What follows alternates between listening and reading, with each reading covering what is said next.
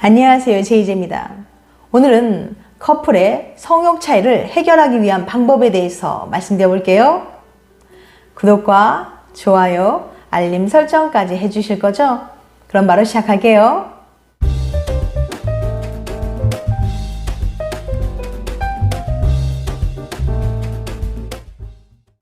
눈만 마주치면 서로에게 달려들던 연애 초기와는 달리 2년, 3년 연애 기간이 길어지면 스킨십이 귀찮아질 때가 있어요. 오늘은 안 하고 싶은데 애인의 간절한 눈빛이 미안해서 억지로 스킨십 하는 경우도 있죠. 주변 사람들에게 고민을 털어놔 봐도 오래 만나면 다 그래 라는 대답뿐입니다. 정말 원래 다 그런 건가요? 오래 연애하면 남녀의 성욕이 어떻게 변하는지 함부르크 대학 병원 연구팀의 연구 결과를 통해 알려드릴게요. 연구팀은 연애 중인 1865명에게 스킨십을 얼마나 자주 하는지, 자주 성욕을 느끼는지 등을 물어봤습니다.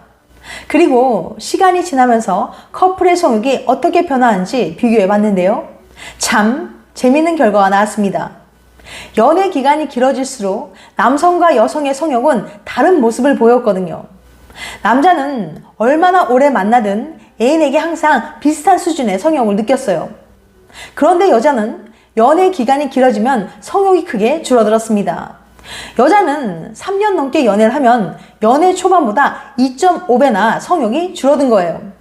대체 왜 그런 걸까요? 여성은 더 친해지기 위해서 이것 한다. 함부르크 대학 연구팀에 따르면 여자의 성욕은 너를 잘 알고 싶어라는 신호라고 합니다. 더 알고 싶고 친해지고 싶은 마음이 그 사람과 스킨십하고 싶다는 욕구로 나타난다는 거예요. 여자에게 스킨십은 두 사람을 가깝게 하는 하나의 수단인 거죠. 그래서 조금이라도 더 친해지고 싶은 연애 초반에는 여자도 높은 성욕을 보입니다. 하지만 시간이 흐르고 서로 충분히 가까워지면 굳이 스킨십이 아니어도 된달까요? 하지만 남성에게 스킨십은 꼭 친해지기 위한 것만은 아니에요. 남자의 성욕이 여성과 본질적으로 다른 이유는 이전 영상에서 다룬 적이 있죠. 남성들에게 스킨십은 연애 기간과 상관없이 늘 짜릿하고 늘 새롭게 느껴질 수 있답니다. 난 아니라고요? 통계는 통계일 뿐이라고요? 난 여자지만 아직도 성욕이 높다고요? 당연히 성욕에는 개인차가 있습니다. 스트레스를 얼마나 받았느냐, 애인과 잘 지내느냐, 스킨십이 만족스러우냐 등등의 상황에 따라서도 성욕 차이가 생길 수 있어요. 다만 연애 기간이 길어지면 여자의 스킨십 욕구가 줄어들 확률이 높다는 거예요. 커플의 성욕 차이. 매번 저만 잠자리 하고 싶어 하는 것 같아요. 연애 상담 커뮤니티에 자주 올라오는 주제 중에 하나가 커플의 성욕 차이입니다. 연인의 성욕을 늘리거나 줄이는 방법을 물어보시는 분이 많죠. 물론 그런 방법이 없는 건 아니에요. 지난 영상 여자의 성욕을 높여주는 방법과 남자의 정욕을 높여주는 간단한 방법 등에서 이것에 대해 다룬 적도 있고요. 하지만 근본적인 문제는 사람마다 성욕의 강도가 다르다는 데 있어요. 워터루 대학 연구진은 커플의 성욕 차이가 만성적인 갈등을 불러온다는 사실을 발견했습니다.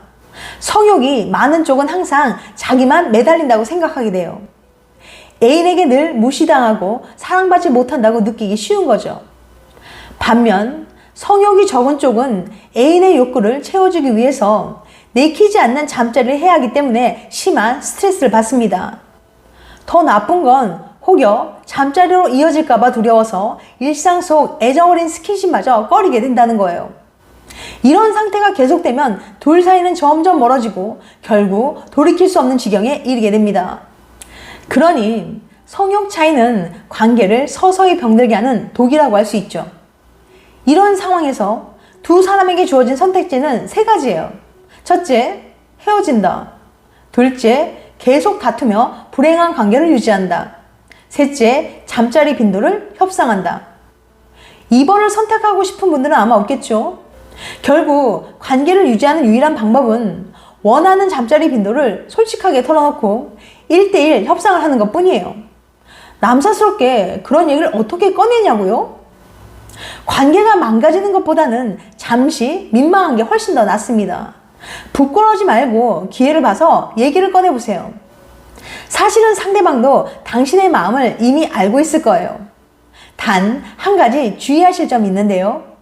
36년간 성상담을 해온 전문가 마이클 캐슬먼은 잠자리 빈도 협상을 할 때 절대로 비난하거나 경멸하는 반응을 보이지 말라고 말합니다. 상대의 성욕이 자신과 다를 때 사람들은 자신이 정상이고 상대가 비정상적이라고 생각하기 쉬워요. 예를 들면 성욕이 적은 상대방에게 바람난 거 아니야? 날 사랑하지 않는 거 아니야? 남들은 매일 한다는데 이런 식으로 얘기해서는 안 됩니다. 또 마찬가지로 성욕이 많은 상대방에게 그렇게 많이 하자니 짐승이냐? 내가 네 욕구 풀어주는 도구냐? 이러려고 나 만나냐? 이런 식으로 얘기하셔도 안 됩니다. 성욕의 강도는 원래 사람마다 달라요. 둘 다 정상임을 인지하고 대화를 나눠야 제대로 된 합의에 도달할 수 있습니다. 횟수는 몇 번이 좋을까? 그럼 뭘 기준으로 잠자리 빈도를 정하면 될까요? 정해진 원칙 같은 건 없지만 만 45세 이하 커플의 평균 빈도는 주 1회라고 합니다. 일단 이걸 기준으로 잡고 두 사람이 원하는 빈도의 평균을 중심으로 얘기해 보세요. 예를 들어 남자는 주 2회, 여자는 월 1회를 원한다면 주 1회나 월 2회 정도로 정하는 게 좋겠죠. 하지만 그 기준을 강박적으로 지키려고 들면 도리어 역효과가 날 수도 있겠죠. 한번 협상을 했다고 해서 무슨 십계명처럼 여길 필요는 없습니다. 생일이나 특별한 기념일에는 보너스로 잠자리를 할 수도 있을 거고요. 몇 주나 몇 달을 해본 다음 빈도를 조정하는 것도 얼마든지 좋습니다. 달력에 날짜를 적어두자.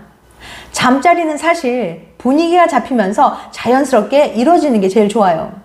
하지만 연애 초반에 뜨거운 기간이 지나가면 그런 자연스러운 잠자리는 사라지기 쉬워요. 특히 성욕 차이가 뚜렷한 커플일 경우 알아서 분위기가 잡히길 기대하다간 섹스리스로 갈 가능성만 커질 뿐이죠. 그래서 성치료 전문가들은 대부분 관계를 가질 날짜를 미리 잡으라고 합니다. 이렇게 하면 성욕이 많은 사람은 언제 잠자리를 할지 알고 있으니 끊임없이 말다툼을 벌이거나 애인을 괴롭히지 않아도 되죠. 또 성욕이 적은 사람은 원치 않은 잠자리를 하게 될지도 모른다는 두려움에서 벗어나 부담 없이 친밀한 스킨십을 받아들일 수 있어요. 이런 애정 어린 손길이 관계에 미치는 긍정적인 영향은 말로 다 할 수 없을 만큼 크답니다. 처음엔 날짜가 됐기 때문에 잠자리를 한다는 게 어색하게 느껴질 수도 있어요. 하지만 그렇게 약속을 지키면서 얼마간 시간을 보내다 보면 어느새 긴장이 풀려서 잠자리를 더 편하게 생각하고 즐기게 될 수 있을 겁니다. 이 단계까지 왔다면 수렁에 빠졌던 관계를 건져내는데 성공한 셈이죠. 정리하면 커플의 성욕 차이를 해결하기 위한 방법은 이렇습니다. 첫째, 원하는 잠자리 빈도 털어놓기. 둘째, 협상을 통해 적절한 빈도 정하기. 셋째, 달력에 날짜 미리 적어놓기. 성욕 차이 때문에 고민하는 분들에게 조금이나마 도움이 됐길 바랍니다. 지금까지 커플의 성욕 차이를 해결하기 위한 방법에 대해서 말씀드렸어요.